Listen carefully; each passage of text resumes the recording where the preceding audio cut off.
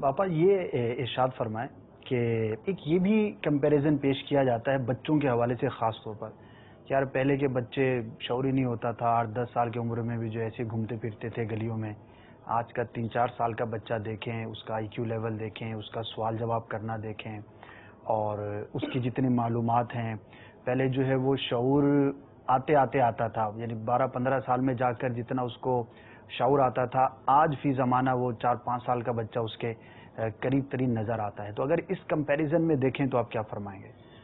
पहले बच्चों की जेल शायद नहीं होता था, अब बच्चों की जेल है, समझदार हो गए इसलिए। तो अब ये बच्चे समझदार हो गए।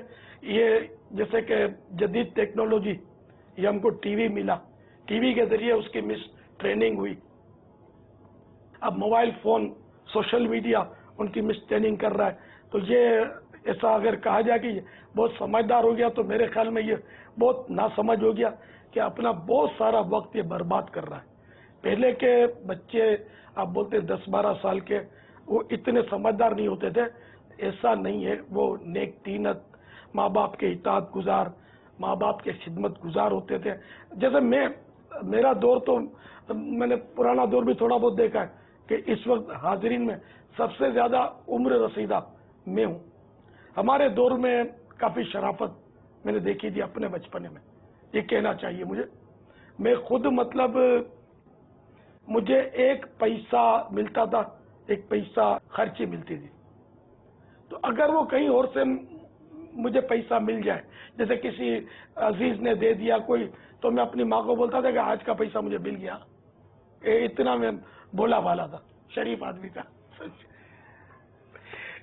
तो अब ये बताए कि मैं ये समझदारी करता था या माँ को जो धोखा दे कि अम्मी वो जो रुपया दिया था ना वो कहीं निकल गया, दूसरा दे दो, उसने छुपा के रखा हो, ये समझदार ज्यादा है। तो वाकई ये समझदार ज्यादा है, इन मानो करके ये धोखा देना जानता है। ठीक है, अपनी अक्ल का मिस यूज कर रहा है। धोखा तो बुरा ही है, लेकिन क्या ये नहीं है कि 1 रुपया उसको मिला हुआ था लेकिन अपने दिमाग से दूसरा भी उसने जमा कर लिया? ये समझदार तो है ही ना, ये भी तो बच्चों का जेल बनाना पड़ा ना। आखिर में मुख्तसरन अगर एक मजमूई तौर पर इसका नतीजा जो है आपने क्या निकाला वो इरशाद फरमा दें। मैंने तो अपना मौक़िफ़ अपना अर्ज किया ही है कि मेरे गुमान में पहले के लोग ज्यादा समझदार थे।